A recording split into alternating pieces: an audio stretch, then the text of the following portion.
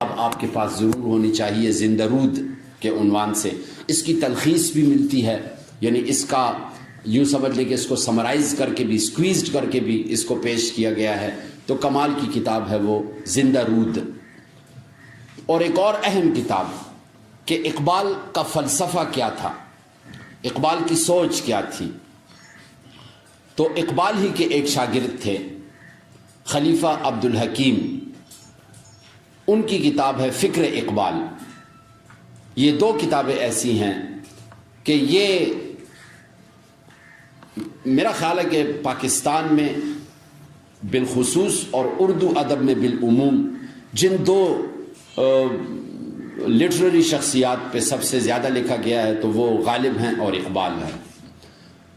تو اقبال کو میں ہمیشہ سے، یہاں پر دونوں شاعروں کا کوئی مقابلہ تو نہیں ہے، لیکن اقبال کو میں ہمیشہ سے غالب سے زیادہ اس لیے ریٹ کرتا ہوں کہ ابھی سلمان صاحب نے بڑی پتے کی بات کی، آفاقی شاعر۔ آفاقی شاعر کیا ہوتا ہے؟ یونیورسلٹی ہوتی ہے جس کے کلام میں، جس کے کلام کا آپ ترجمہ کریں کسی بھی قوم کے لیے اور اس قوم کے دل پہ ٹھا کر کے لگ جائے کہ یار یہ تو اس نے ہماری بات کی ہے۔ تو غالب کے مقابلے میں یہ آفاقیت اور یہ یونیورسلٹی جو ہے وہ آپ کو اقبال کے ہاں بہت زیادہ ملتی ہے۔ یہاں تک کہ ایران کے لوگ تو کہا کرتے ہیں کہ ہم نے اقبال کے کلام کو، ان کے فارسی کے کلام کو سامنے رکھ کر اپنے لیے راستے متعین کیے۔ یہ اقبال کا کمال تھا۔ تو عزیز طلبہ، ہم بار بار پڑھ چکے ہیں کہ جناب شیخ نور محمد کے صاحبزادے سیالکوٹ میں علامہ محمد اقبال کے نام سے 9 نومبر 1877 یا 1876 دونوں ڈیٹس آتی ہیں، اس میں پیدا ہوئے، اور 21 اپریل 1938 کو ان کی وفات ہوتی ہے۔ ان کے پہلے استاد جن سے وہ زندگی میں پہلی دفعہ متاثر ہوئے مولوی میر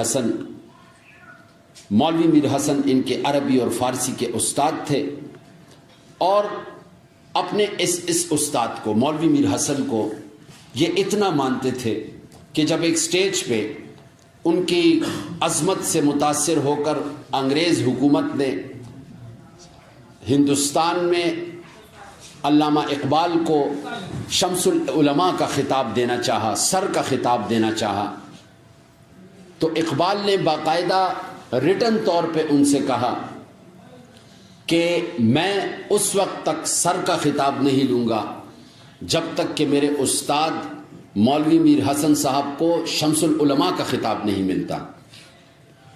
تو ایک بڑی عجیب بات یہ ہوئی کہ گورنمنٹ نے ان سے پوچھا، جو اس وقت انگریز گورنمنٹ تھی، ان سے پوچھا کہ جی اقبال کے حوالے سے آپ کہتے ہیں کہ مولوی میر حسن کو ہم شمس العلماء کا خطاب دیں، تو ان کی کیا کنٹریبیوشن ہے؟ ان کی کوئی ایسی تصنیف ہے کہ اس تصنیف کو ہم سامنے رکھ کر تو انہیں ہم شمس العلماء کا خطاب دیں؟ تو اقبال نے بڑی پیاری بات کی، انہوں نے کہا کہ مولوی میر حسن کی سب سے بڑی تصنیف اقبال ہے، ان کی سب سے بڑی کتاب خود اقبال موجود ہے۔ اور مولوی میر حسن صاحب کو شمس العلماء کا خطاب ملا، پھر اقبال کو سر کا خطاب ملتا ہے۔ میں یہاں پہ بہت سی باتوں کو بیچ میں سے چھوڑتا جاؤں گا، کیونکہ آج بنیادی طور پہ ہم نے اقبال کی لائف کو ڈسکس نہیں کرنا، وہ بار بار ہو بھی چکی ہے، جس طرح میں نے پہلے کہا کہ پچھلے سال یہیں پہ یہ باتیں ہو چکی ہیں۔ اقبال نے شاعری میں باقاعدہ جس استاد سے اصلاح لی، وہ اردو ادب کے اساتذہ میں ان کا نام آتا ہے داغ دہلوی۔ استاد داغ دہلوی، مرزا داغ دہلوی وہ شخصیت تھے کہ نہ اقبال نے داغ دہلوی کو دیکھا تھا اور نہ داغ دہلوی نے اقبال کو دیکھا تھا۔ لیکن یہ وہ دور تھا کہ زبان کے لحاظ سے، شاعری کے لحاظ سے اور زباندانی کے لحاظ سے ایسا شاعر جس کی زبان سرٹیفکیٹ کا درجہ رکھتی ہو، شاعری میں جس کی زبان سرٹیفکیٹ کا درجہ رکھتی ہو، وہ تھے مرزا داغ دہلوی۔ خاطر سے یا لحاظ سے میں مان تو گیا، جھوٹی قسم سے آپ کا ایمان تو گیا، دل لے کے مفت کہتے ہیں کچھ کام کا نہیں، دل لے کے مفت کہتے ہیں کچھ کام کا نہیں، الٹی شکایتیں ہوئی احسان تو گیا۔ یا خود مرزا داغ دہلوی اپنے بارے میں کہا کرتے تھے کہ اردو ہے جس کا نام ہم ہی جانتے ہیں داغ، اردو ہے جس کا نام ہم ہی جانتے ہیں داغ، سارے جہاں میں دھوم ہماری زباں کی ہے۔ بہت سے لوگ یہ سمجھتے ہیں کہ شاید یہ شاعر نے اردو زبان کی تعریف کی ہے کہ جی سارے جہان میں ہماری زبان کی دھوم ہے، ایسا نہیں ہے۔ شاعری میں ایک چیز ہوتی ہے، اس کو کہتے ہیں شاعرانہ تعلی، جس میں شاعر اپنی تعریف کرتا ہے، اور یہ شروع سے فارسی، عربی، پشتو زبان میں یہ جو آپ رحمان بابا کا کلام دیکھتے ہیں تو وہ جگہ جگہ آپ کو اس طرح کے اشعار ملتے ہیں۔ داد شعر دے رحمان کا اعجاز، یہ کیا ہے؟ اے رحمان دستا شعر چی منکر پہ اعتراض کولے نشی، یا چی منکر تیرنا انکار کولے نشی، داد شعر دے رحمان کا اعجاز۔ یہاں پر یہ شاعرانہ تعلی ہے، تو شاعر یہاں پر بھی مرزا داغ دہلوی نے شاعرانہ تعلی سے کام لیا ہے، اپنی تعریف کی ہے کہ سارے جہاں میں دھوم ہماری زباں کی ہے۔ اقبال نے خطوط کے ذریعے مرزا داغ دہلوی سے اپنی شاعرانہ اصلاح لینا شروع کی۔ چند ہی خطوط لکھے تھے کہ مرزا داغ دہلوی نے باقاعدہ ایک خط لکھا اقبال کو، اور اقبال سے کہا کہ میاں صاحبزادے تم اس وقت جس مقام پہ ہو تو تمہیں مزید اصلاح کی ضرورت نہیں ہے، تم خود اس قابل ہو کہ اصلاح دیا کرو، تو اب تمہیں اصلاح کی ضرورت نہیں ہے، یعنی تم اب استاد، کسی شاعری کے لیے تم استاد کی قید سے اپنے آپ کو آزاد سمجھو۔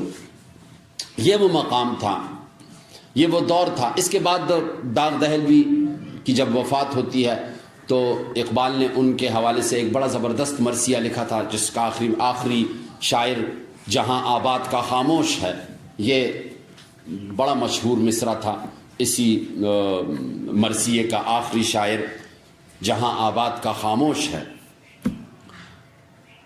اقبال کی دھوم مشاعروں میں جس شعر سے ہوئی کہ موتی سمجھ کے شان کریمی نے چن لیے، موتی سمجھ کے شان کریمی نے چن لیے، قطرے جو تھے میرے عرق انفعال کے، یعنی میری شرمندگی کے قطرے، شرمندگی کے قطرے یعنی میرے شرمندگی کے آنسو، میں اپنے گناہوں کی شرمندگی کی وجہ سے آنسو بہا رہا تھا، لیکن اللہ تعالیٰ کی رحمت اتنی ہے کہ موتی سمجھ کے شان کریمی نے چن لیے۔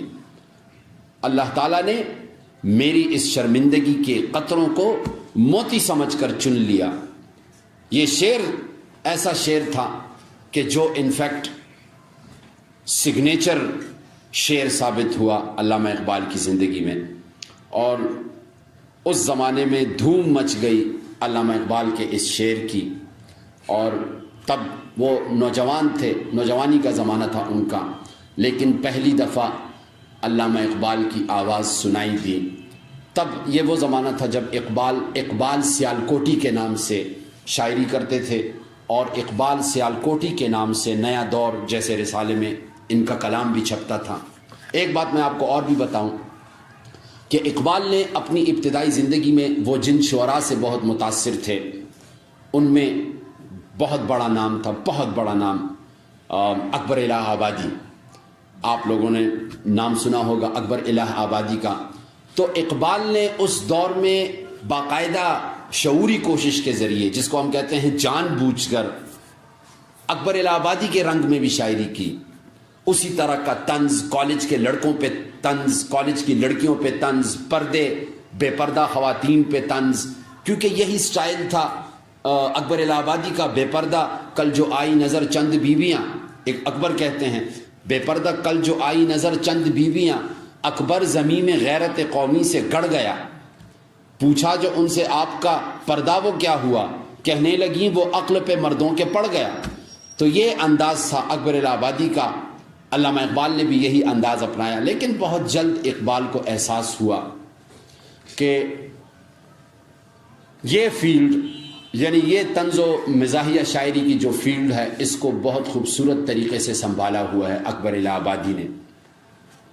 جو اقبال کے خطوط چھپ چکے ہیں ان میں آپ ایسے بہت سے خطوط دیکھیں گے جن میں اقبال نے اکبر الہ آبادی کو اپنا مرشد، اپنا استاد تسلیم کیا ہے کہ اس شاعری میں آپ میرے استاد ہیں اور میں آپ، اور انہوں نے باقاعدہ یہ تسلیم کیا ہے کہ میں باقاعدہ آپ سے اس سلسلے میں متاثر ہوں اور آپ کا رنگ میں نے اختیار کیا ہوا ہے.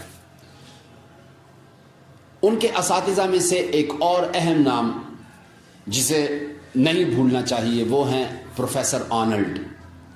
ان کے فلسفے کے استاد تھے اور یہ وہ شخصیت تھے کہ جب اقبال نے اپنی زندگی میں ایک دفعہ یہ فیصلہ کیا کہ میں مزید شاعری نہیں کروں گا، اقبال کی یہ خواہش تھی کہ میں شاعری سے کنارہ کر لوں، تو سر عبد القادر ان کے دوست تھے، انہوں نے ان سے کہا کہ یار آپ ایسا کریں کہ اس سلسلے میں آپ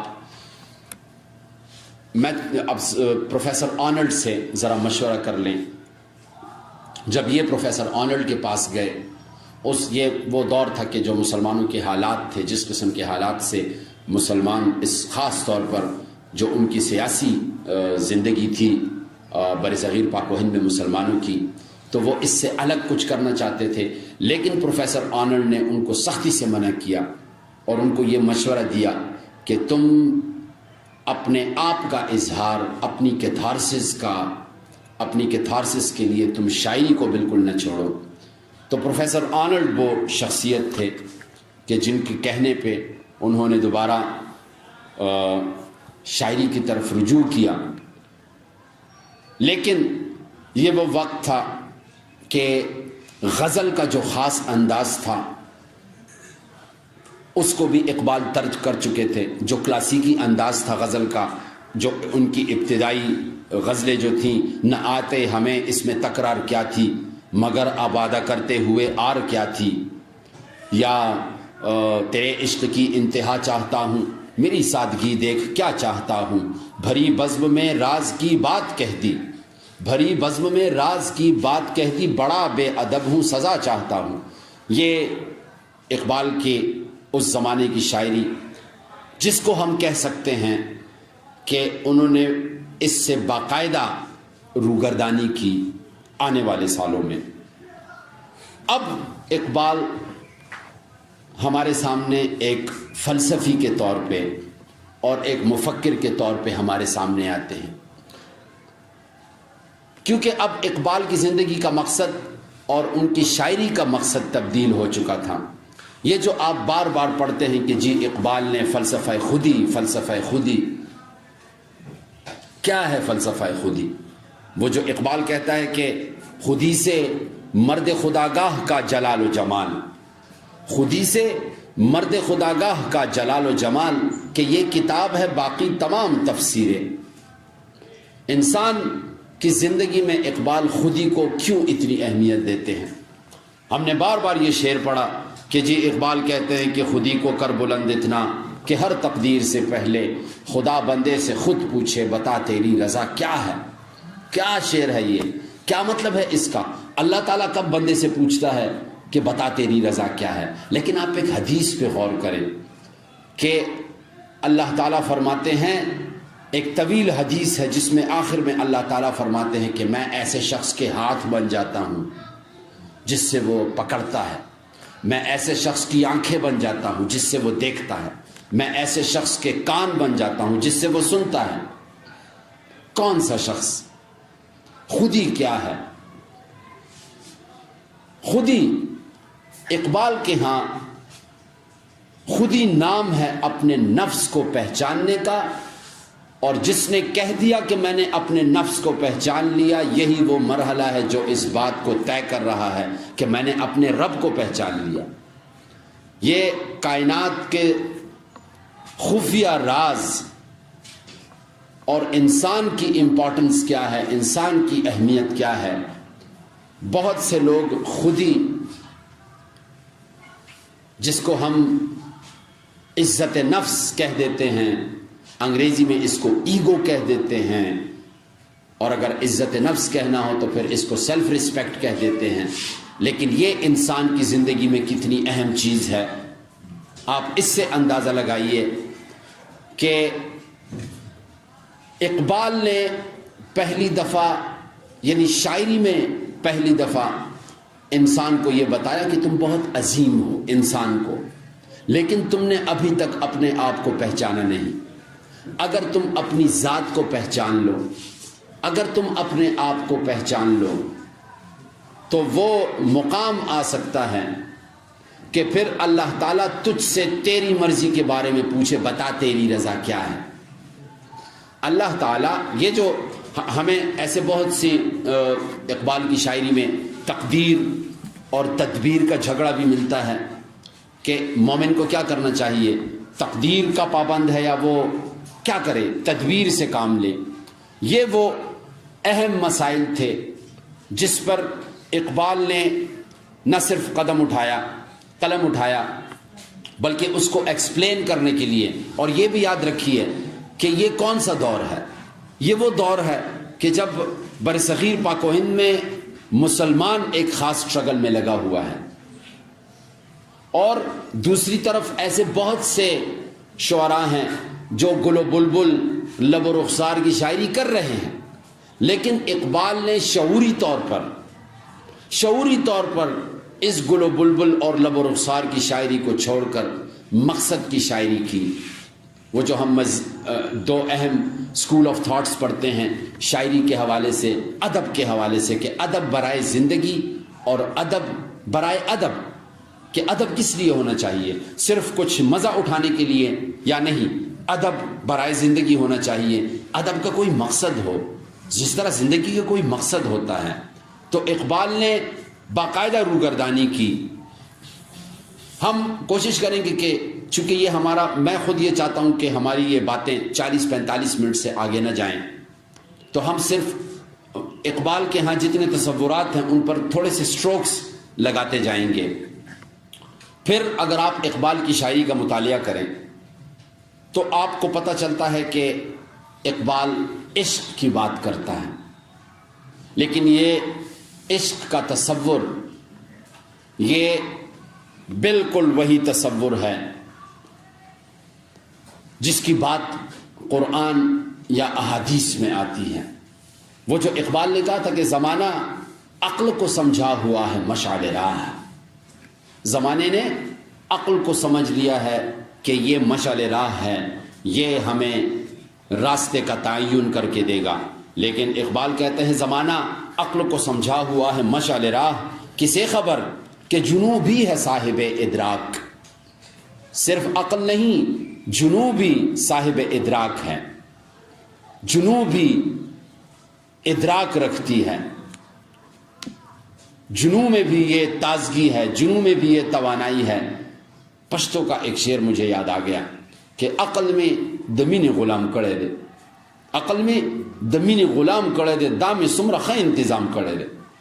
اپنی عقل کو دمین غلام، اقبال کا یہی فلسفہ تھا۔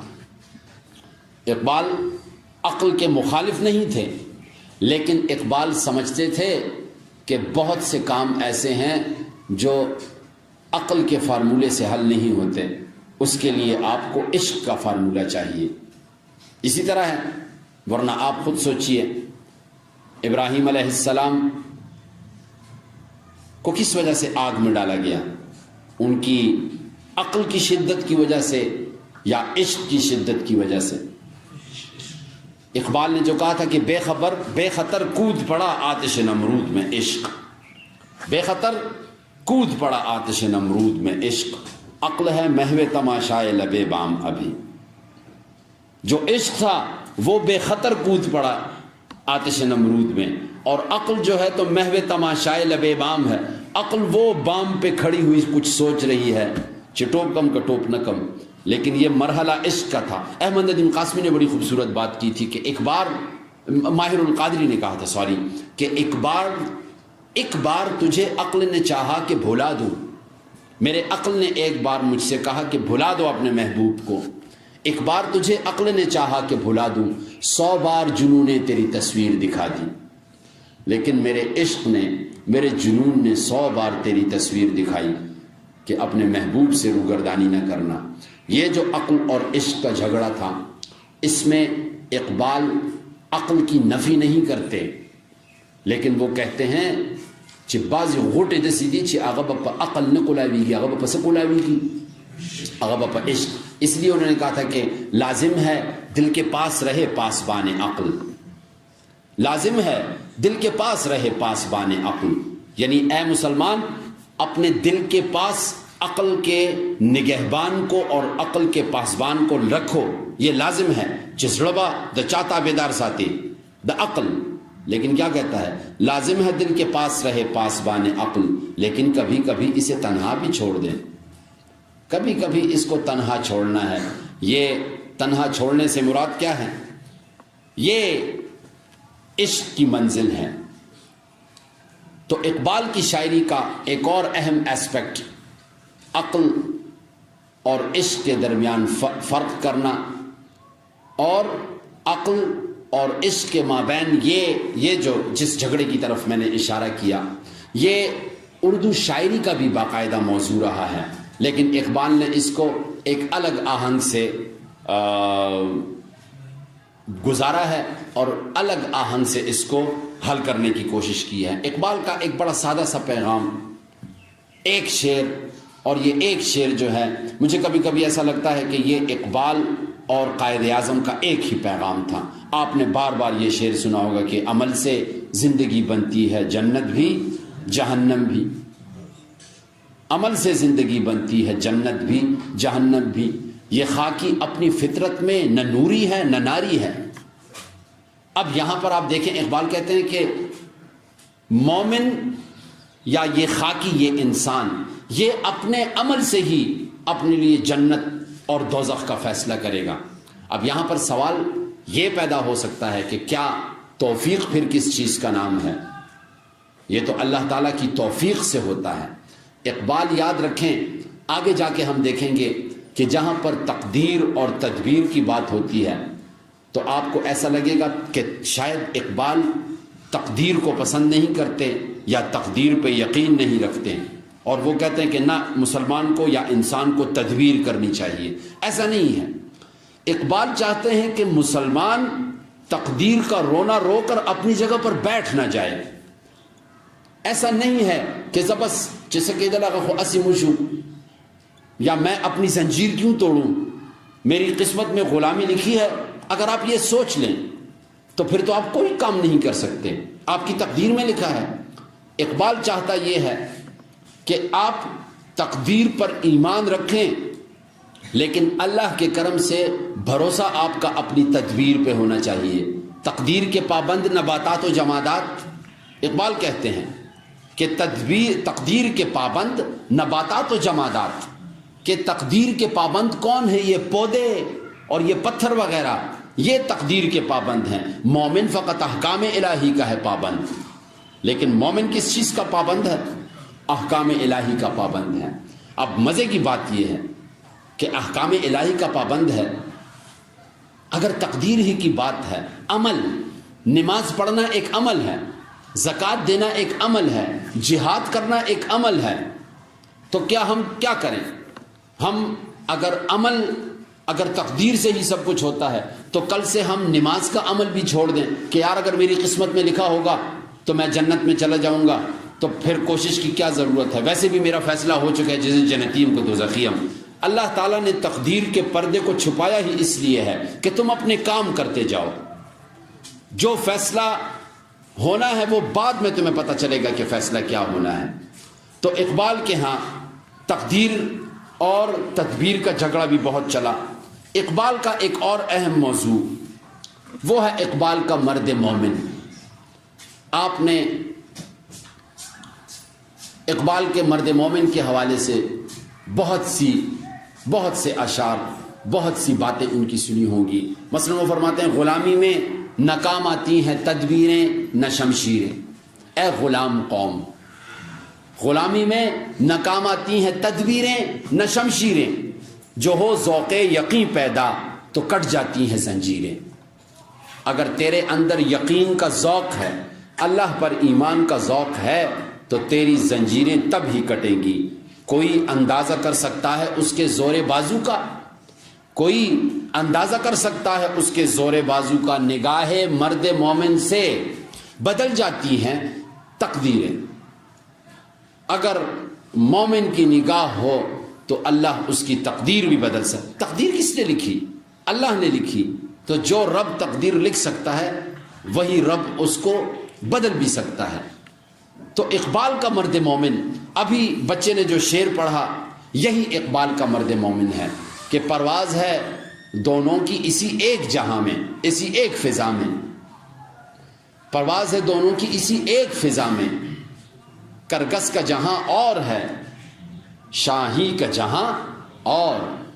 اقبال کا جو شاہین کا تصور ہے وہ یہی ہے کہ اے مومن، تو یہاں جس مقصد کے لیے آیا ہے، تیرے ساتھ اس دنیا پشتو میں جو ہم کہتے ہیں دس مکی پدے لمن باندھی دے جہان پدے لمن باندھی بتاثرا دا ہر مذہب سڑے جون تیرے، لیکن تمہیں اپنے مقصد کو پہچاننا ہے کہ تمہارا مقصد کیا ہے، تم کس لیے زندہ ہو۔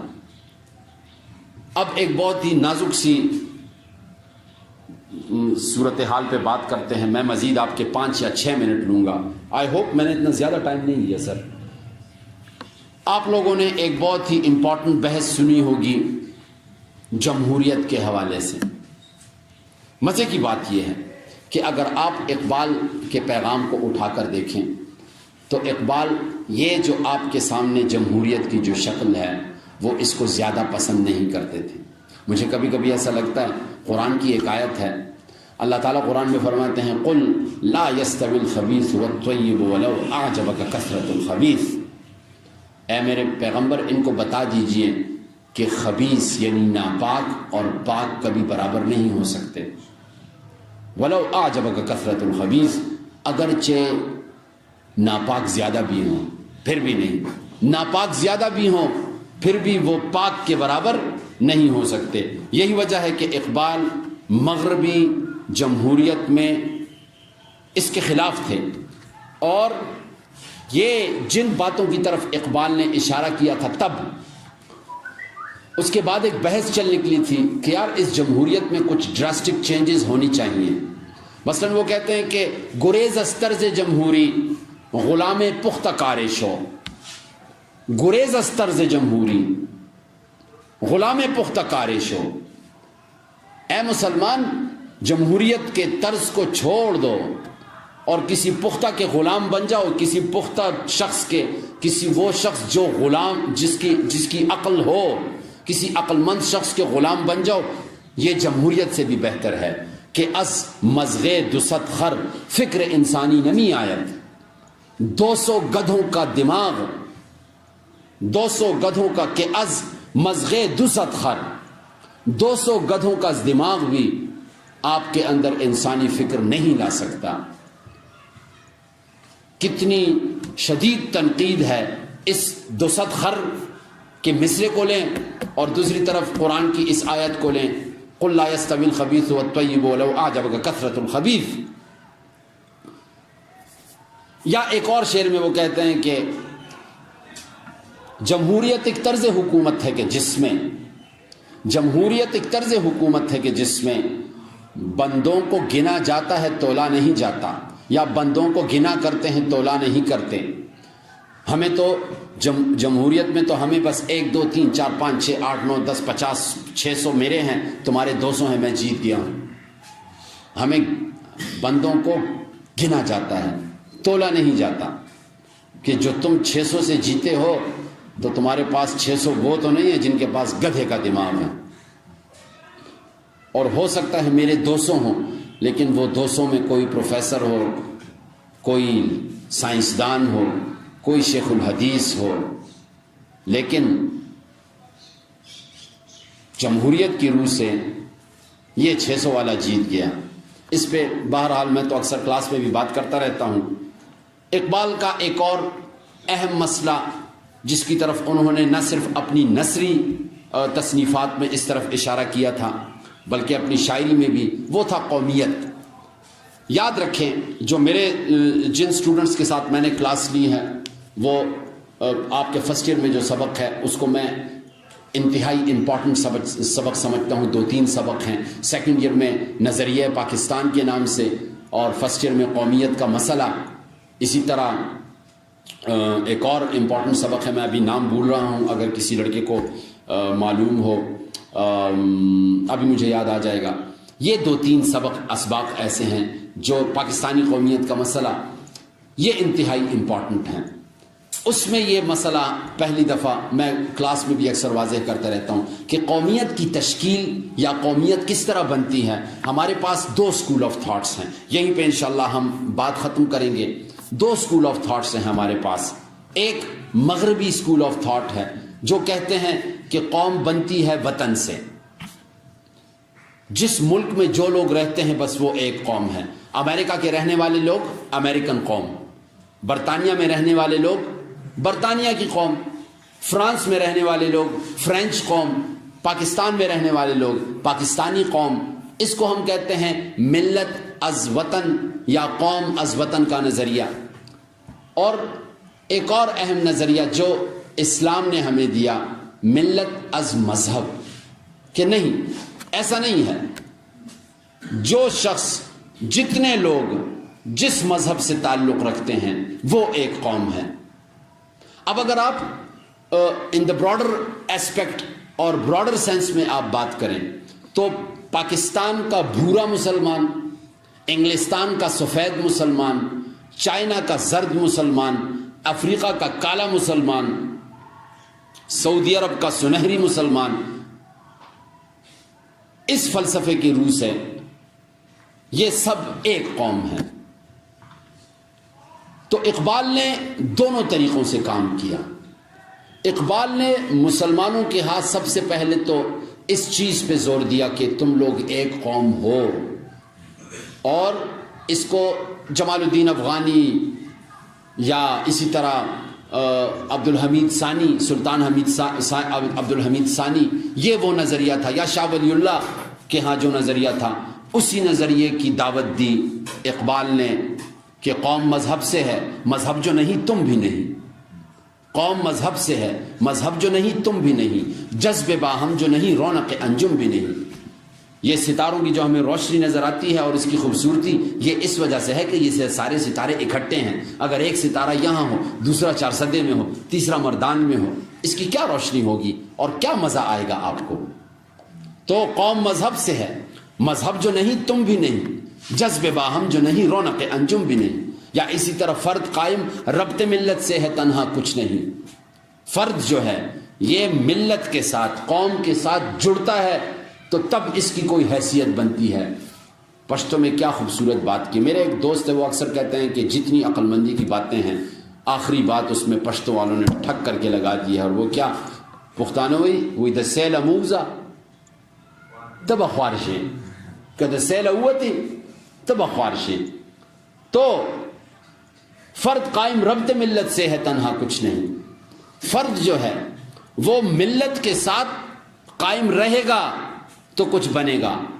فرد قائم ربط ملت سے ہے تنہا کچھ نہیں. موج ہے دریا میں اور بیرون دریا کچھ نہیں. یہ جو آپ کو سمندر کی موجیں ٹھاٹھے مارتے ہوئے نظر آتی ہیں، اس کی وجہ کیا ہے؟ یہ آپس میں جڑی ہوئی ہیں. یہی ایک لہر اگر باہر نکلا بس یہ پانی ہے، پھر اس کی حیثیت کیا ہے؟ پانی کی. تو فرد قائم ربط ملت سے ہے تنہا کچھ نہیں. موج ہے دریا میں اور بیرون دریا کچھ نہیں. میں یہیں پہ اپنی بات ختم کرتا ہوں آپ سٹوڈنٹس کے ساتھ ایک ریکویسٹ کے ساتھ، اور وہ میری مان لیں بس. میں تو اس میں والنٹیرلی اپنے آپ کو پیش کرنے کے لیے تیار ہوں. آپ ایسا کریں کہ بازار جائیں. اقبال کی نظم ہے، 2 نظمیں ہیں اقبال کی، 1911 میں لکھی شکوہ. اور یہ وہ نظم تھی کہ جس میں اقبال نے اللہ تعالیٰ سے اس طرح شکوے کیے تھے جیسے کوئی اپنے بہت قریبی آدمی سے شکوے، کبھی ہم سے کبھی غیروں سے شناسائی ہے، بات کہنے کی نہیں تو بھی تو ہرجائی ہے۔ اللہ تعالیٰ سے اس انداز میں بات کرنا کہ کبھی ہم سے کبھی غیروں سے شناسائی ہے، یہ اقبال نے بڑے دل کے درد سے یہ باتیں کی تھیں کہ یا اللہ یہ مسلمان کتنا تباہ ہو رہا ہے، مسلمان کو کتنی مار پڑ رہی ہے، اور یا اللہ تو دیکھ رہا ہے، تو کبھی ہم سے کبھی غیروں سے شناسائی ہے، بات کہنے کی نہیں تو بھی تو ہرجائی ہے۔ ہرجائی کا مطلب بے وفا۔ یہی وہ نظم تھی جس پہ اقبال پہ کفر کے فتوے لگے، اقبال کو کافر کہا گیا، لیکن بات یہ تھی کہ اقبال کے ذہن میں اس کا جواب تھا، جواب شکوہ کے عنوان سے۔ پھر وہ جو جواب دیا گیا تھا تو کلاس کا جواب تھا۔ یہ دو نظمیں آپ کو میرا خیال ہے بازار سے 30 روپے میں دونوں نظمیں مل جائیں گی، ضرور خریدیں اسے۔ آپ لڑکوں کی جب مرضی ہو، میں والنٹریلی تیار ہوں۔ میں آج بھی یقین سے کہتا ہوں کہ ہر چند ماہ کے بعد جب میں اقبال کی یہ نظم پڑھتا ہوں تو یقین کیجئے کہ میری آنکھوں میں آنسو ہوتے ہیں۔ اس کی وجہ کیا ہے کہ مجھے اقبال کے بارے میں ایک بات میں آپ کو بتا دوں کہ ان کے ایک قریبی دوست کہتے ہیں کہ ایک دفعہ میں اقبال کے ساتھ بیٹھا ہوا تھا اور اقبال پر باقاعدہ شعر نازل ہوتے تھے۔ وہ جو الشعراء تلاميذ الرحمن کے شاعر جو ہیں یہ رحمان کے شاگرد ہیں۔ وہ جو الہام کی کیفیت ہے کہ اوپر سے غالب ظالم نے کہا تھا کہ آتے ہیں غیب سے یہ مضامی خیال میں، غالب سریر خام نوائے سروش ہے کہ یہ میں نہیں لکھ رہا، کوئی فرشتہ ہے جو مجھ سے لکھوا رہا ہے، آتے ہیں غیب سے یہ مضامی خیال میں۔ اس قسم کی کیفیت طاری ہو گئی تھی، اقبال پہ اکثر ہو جاتی تھی۔ تو کہتے ہیں کہ میں نے جب بعد میں دیکھا تو وہ سینکڑوں اشعار تھے کہ جو اقبال نے اسی لمحے ان پر طاری ہو کر لکھے تھے۔ مجھے کبھی کبھی ایسا لگتا ہے کہ یہ جو جواب شکوہ ہے یہ اسی قسم کی کیفیت کی کارستانی ہے، شکوہ بھی اور جواب شکوہ بھی۔ میں نے جو اپنے آپ کو والنٹیرلی پیش کیا وہ یہ کہ جب آپ کی مرضی ہو، جو کالج کے اسٹوڈنٹس ہیں، کبھی آف کالج سیشن میں آئی ایم 100% اویلیبل کہ میں آپ کو ایک ایک شعر کی تشریح کروں، چاہے اس میں ہمارے 2 ہفتے لگتے ہیں، 3 ہفتے لگتے ہیں، 4 ہفتے لگتے ہیں، لیکن یہ وہ کتاب ہے۔ میں نے 2 کتابیں بتا دیں، یہ آپ کے سرہانے ہونی چاہیے، زندہ رود اور فکر اقبال۔ مسدس حالی پڑھنے کی چیز ہے الطاف حسین حالی کی، یہ آپ کے پاس ہونی چاہیے اور وہ بھی بازار میں مل جاتی ہے۔ اور یہ شکوہ جواب شکوہ جیسی کتاب بازار میں آسانی سے آپ کو مل سکتی ہے۔ آپ کچھ کہنا چاہتے ہیں؟ سوال ہے کہ اقبال مولا کی وہ چیزیں جس کی دار دی لیکن یہ تصویر ہے۔ اچھا، یہ اگرچہ یہ ہمارا ٹاپک تو نہیں ہے، لیکن اس بارے میں جو ہم نے جہاں تک وہ کی ہے کہ اقبال کی وفات کے وقت، ایک میں آپ کو بتا دوں اس کتاب میں اقبال کے وفات کا منظر بہت عجیب پیش کیا گیا۔ مجھے یاد ہے پچھلے سال جب میں دوبارہ یہ کتاب پڑھ رہا تھا تو خاص طور پر chief justice justice Javed Iqbal نے اقبال کی وفات کا منظر جس طرح لکھا ہے کہ میں بھی بیٹھا ہوں، میری چھوٹی بہن بھی بیٹھی ہے اور اقبال جو ہیں تو ان کی آخری سانسیں ہیں، وہ پڑھنے کی چیز ہے، وہ آپ کو ضرور ہلا کر رکھ دے گی۔ یہ جو آپ نے سوال کیا اس پہ یاد رکھیں کہ یہ بات پائے تکمیل تک تو نہیں پہنچی، لیکن اتنا کہا جاتا ہے کہ اقبال شیوڈ نہیں تھے اس وقت، یعنی ان کی داڑھی بڑھ رہی تھی جب ان کی وفات ہوئی تھی۔ یہ اقبال کی غزلیں اسی آہنگ میں ہیں، اسی کلاسیکل انداز میں، لیکن نئی بات۔ کبھی اے حقیقت منتظر نظر آ لباس مجاز میں کہ ہزاروں سجدے تڑپ رہے ہیں میری جبین نیاز میں، میں جو سر بسجدہ ہوا کبھی تو زمین سے آنے لگی صدا۔ پیارا شعر ہے یہ، میں جو سر بسجدہ ہوا کبھی تو زمین سے آنے لگی صدا، تیرا دل تو ہے سا نماشنا تجھے کیا ملے گا نماز میں۔ تو اقبال کی غزل، اس پہ انشاءاللہ کبھی زندگی رہی تو ان کے غزل پہ الگ سے بات کی جا سکتی ہے۔ میں ان الفاظ کے ساتھ تمام ساتھیوں کا، تمام سٹوڈنٹس کا شکریہ ادا کرتا ہوں کہ اقبال کو پڑھیں، اس لیے نہیں